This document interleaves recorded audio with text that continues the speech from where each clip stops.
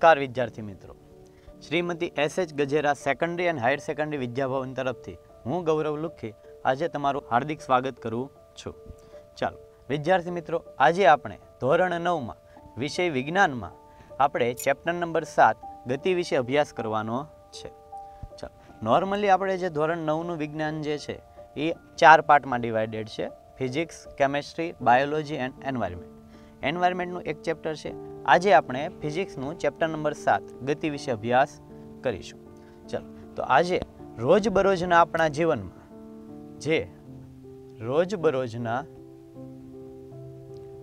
જીવનમાં આપણે ખૂબ જ બધી વસ્તુને આપણે ગતિ કરતી અથવા સ્થિર સ્થિતિમાં જોઈએ છીએ. ફોર એક્ઝામ્પલ આપણે જોઈએ તો આ તમને જે બોર્ડ દેખાય છે એ કેવું છે? સ્થિર છે. હું તમને કેવો લાગુ છું? ગતિમાં લાગુ છું. તો નોર્મલી રોજબરોજના જીવનમાં આપણે બહુ બધી વસ્તુઓ છે આપણે સ્થિર અવસ્થામાં હોય છે અથવા ગતિ અવસ્થામાં હોય છે. અવસ્થાના ટોટલ 2 પ્રકાર છે. અવસ્થાના 2 પ્રકાર છે. એક વસ્તુ સ્થિર હોય અથવા વસ્તુ ગતિમાન હોય. સ્થિર વસ્તુ જે છે એ પોતાનું સ્થાન બદલશે નહીં, પણ ગતિમાન વસ્તુ જે છે એ પોતાનું સ્થાન બદલે છે. ફોર એક્ઝામ્પલ આપણે સ્થિર વસ્તુ લઈએ તો ટેબલ આવશે, ખુરશી આવશે, કોમ્પ્યુટર આવશે. આ બધી વસ્તુઓ કેવી છે? સ્થિર છે. જ્યારે ગતિમાન વસ્તુ કોણ આવશે? તો કે ઉડતા પક્ષીઓ છે, માછલીઓ છે, વાહનો છે. આ દરેક વસ્તુ કેવી છે કે સમયની સાથે પોતાનું સ્થાન બદલે છે. એટલે કે આ દરેક વસ્તુ છે એ ગતિમાન છે. પણ કોઈ પણ વસ્તુ ગતિમાન હોય તો અમુક વસ્તુ આપણને દેખાય છે, અમુક વસ્તુ આપણને દેખાતી નથી. એટલે કે કોઈ પદાર્થ જો ગતિમાન છે તો એના પાછા 2 પ્રકાર પડે છે કે પ્રત્યક્ષ ગતિ અને અપ્રત્યક્ષ ગતિ. પ્રત્યક્ષ ગતિ એટલે શું? કે જે ગતિ આપણને દ્રશ્યમાન હોય, જે આપણે આપણી નરી આંખે જોઈ શકીએ. અને અપ્રત્યક્ષ ગતિ એટલે શું?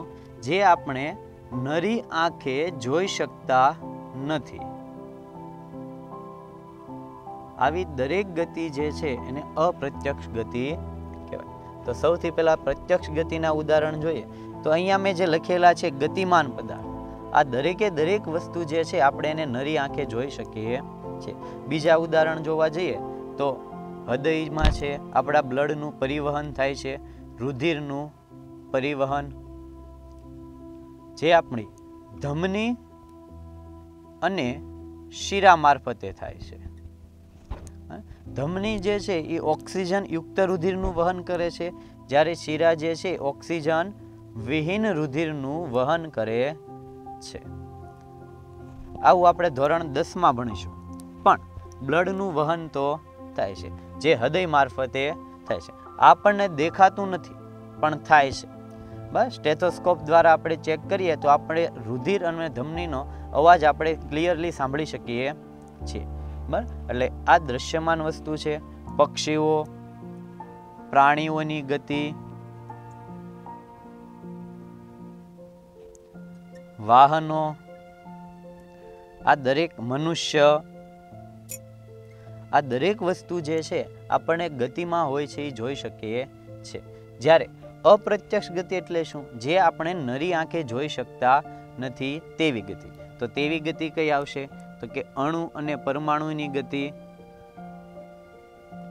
અણુ અને પરમાણુની ગતિ જે આપણે જોઈ શકતા નથી. વાહક તારમાં ઇલેક્ટ્રોનની ગતિ.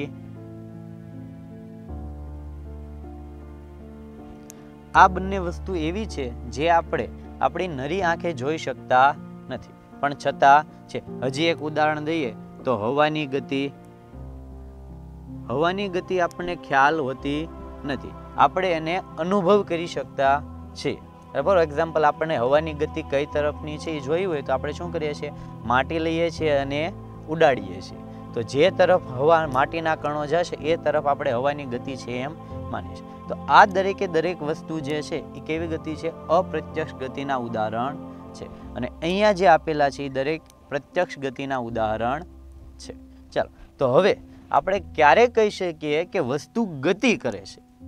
મેન વસ્તુ તો આપણો એ જ છે, ચેપ્ટરનું નામ જ છે ગતિ. તો આપણે ક્યારે કહી શકીએ કે વસ્તુ ગતિ કરે છે, ક્યારે વસ્તુ સ્થિર છે? તો સૌથી પહેલા આપણે ગતિ વિશે જોઈએ. ચલો, આ બધી વસ્તુ જે છે ને એ ગતિનું નોર્મલ છે.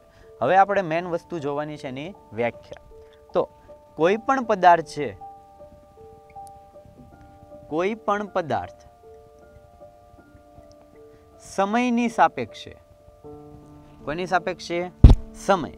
કારણ કે આપણે સમય ક્યારેય અટકવાનો નથી. આપણે અટકી જશું, ન અટકીએ પણ આપણે અટકી ગયા, પણ સમય ક્યારેય અટકશે નહીં. તો કોઈ પણ પદાર્થ સમયની સાપેક્ષે પોતાનું સ્થાન બદલે, પોતાનું સ્થાન બદલે તો તે પદાર્થ ગતિ કરે છે તેમ કહેવાય. હવે કઈ રીતે?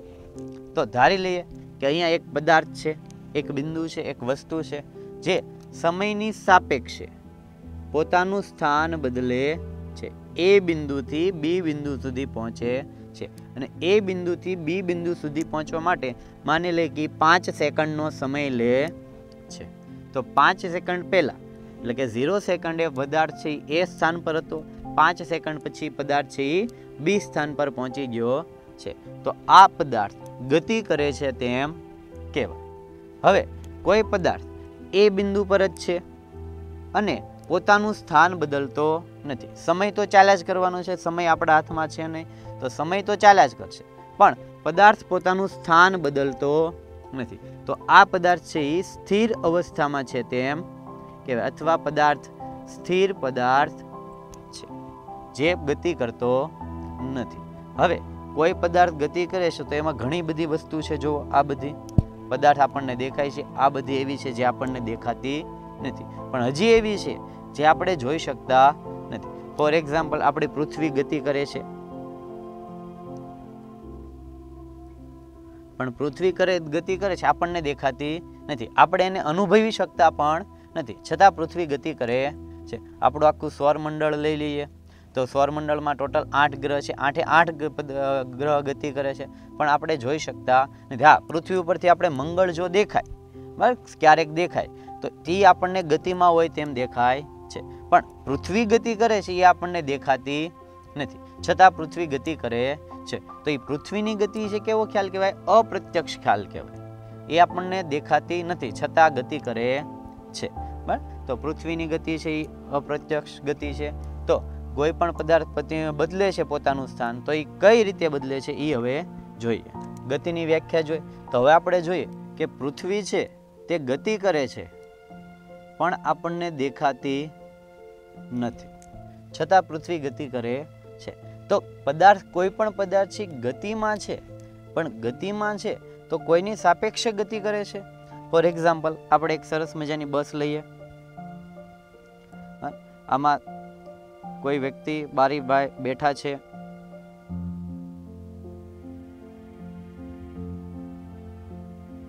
હવે બસની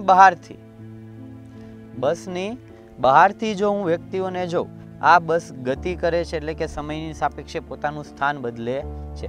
જો હું બહારથી બસને જોઉં તો બસ મને કેવી લાગશે? ગતિમાં લાગશે. બસની અંદર બેઠેલા દરેક મુસાફરો પણ મને કેવા લાગશે? ગતિમાં લાગશે. પરંતુ બસની અંદર બેઠેલા મુસાફરો એકબીજાને જોશે. શું જોશે? બસની અંદર બેઠેલા મુસાફરો એકબીજાને જોશે તો એ દરેક મુસાફરો એકબીજાને કેવા લાગશે? સ્થિર અવસ્થામાં લાગશે. બસની બહાર બેઠેલા વ્યક્તિને અથવા બસની બહાર ઉભેલા વ્યક્તિને આ બસ કેવી લાગે છે? ગતિમાં લાગે છે. તો પદાર્થ જે છે, વસ્તુ ક્યાંથી ગતિને જોવામાં આવે છે એની ઉપર આધાર રાખે છે. એટલે કે ગતિ છે, એટલે કે ગતિ એ સાપેક્ષ ખ્યાલ છે. કેવો ખ્યાલ છે? સાપેક્ષ ખ્યાલ છે.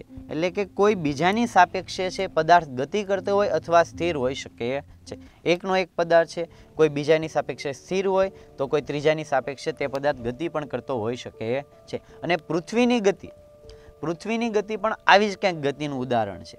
કારણ કે આપણે દરેક મનુષ્ય છે એ પૃથ્વી ઉપર રહેલો છે. હવે પૃથ્વીની ઉપર રહેલા દરેક મનુષ્ય છે એ એકબીજાને જોવે તો દરેક કેવા લાગશે? સ્થિર લાગશે.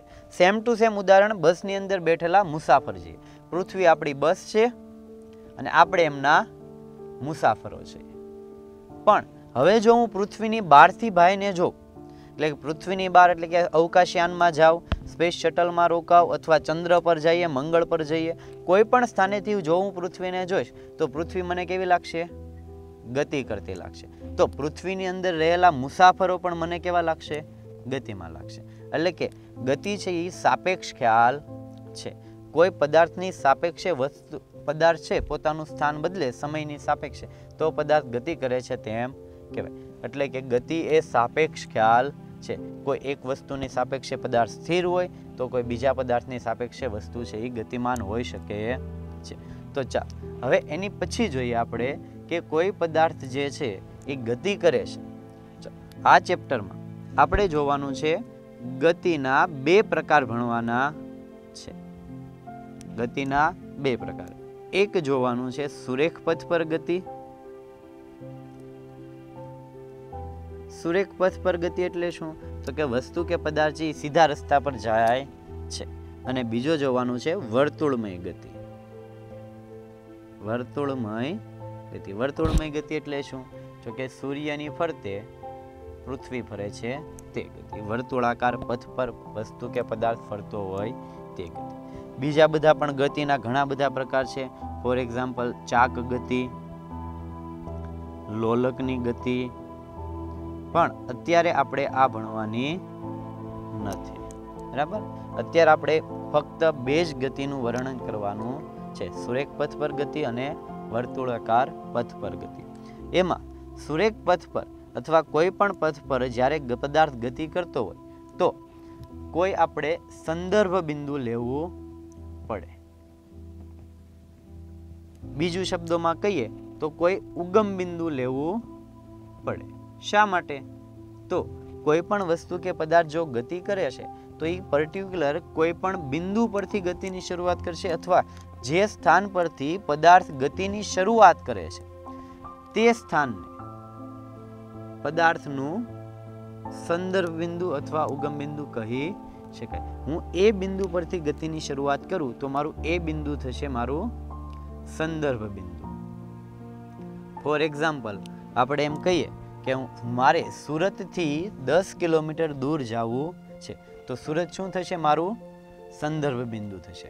મારા ઘરથી શાળા 10 કિલોમીટર દૂર છે તો ક્યાંથી દૂર છે? ઘરથી. તો ઘર થશે મારું સંદર્ભ બિંદુ. મારા ઘરથી રેલવે સ્ટેશન 50 કિલોમીટર દૂર છે તો ક્યાંથી દૂર છે? ઘરથી. તો ઘર થશે મારું સંદર્ભ બિંદુ. મારા સ્કૂલથી રેલવે સ્ટેશન 5 કિલોમીટર દૂર છે તો 5 કિલોમીટર દૂર છે પણ ક્યાંથી? સ્કૂલથી. તો સ્કૂલ થશે મારું સંદર્ભ બિંદુ. એટલે કોઈ પણ વસ્તુ કે પદાર્થ જો ગતિ કરતો હોય તો ગતિ કરતા પદાર્થને માટે એક સંદર્ભ બિંદુ હોવું અને એ સંદર્ભ બિંદુને કહેવાય છે ઉગમ બિંદુ, કે જ્યાંથી પદાર્થ ગતિની શરૂઆત કરે છે. ક્લિયર બાળકો? હવે નેક્સ્ટ લેક્ચરમાં આપણે ગતિનું વર્ણન કરવા માટેની ભૌતિક રાશિઓનો અભ્યાસ કરીશું. અત્યાર સુધીમાં આપણે શું ભણ્યા? તો સૌ પ્રથમ ગતિ કોને કહેવાય? ગતિ કોને કહે છે? બીજું જોઈએ ગતિનો ખ્યાલ, એટલે કે સાપેક્ષ કે નિરપેક્ષ. બરાબર? અને આ બંને પ્રશ્ન જે છે એ ખૂબ જ IMP છે, અગત્યના છે. બરાબર? ચાલો, થેન્ક યુ.